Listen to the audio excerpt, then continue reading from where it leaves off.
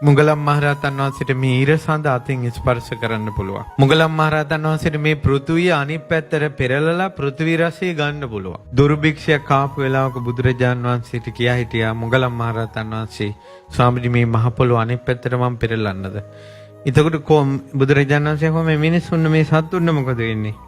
ස්වාමීනි මේ පෘථුවිය වගේම අතක් මම මවලා මේ පෘථුවියේ ඉන්න සියලු සත්වයෝ මේ අතට අරගෙන මේ පෘථුවිය අනිත් පැත්ත පෙරලලා පෘථුවි රසය මතු කරලා ආයෙ තියන්නම් කිව්වා. බැරි දෙයක් කියයිද පුළුවන් දෙයද කියන්නේ? බුදුරජාණන් වහන්සේ වදාලා ඉරිදියෙන් ඔබ ඕක කළාට මේ සත්වයන්ට ඒක ගෝචර නැහැ.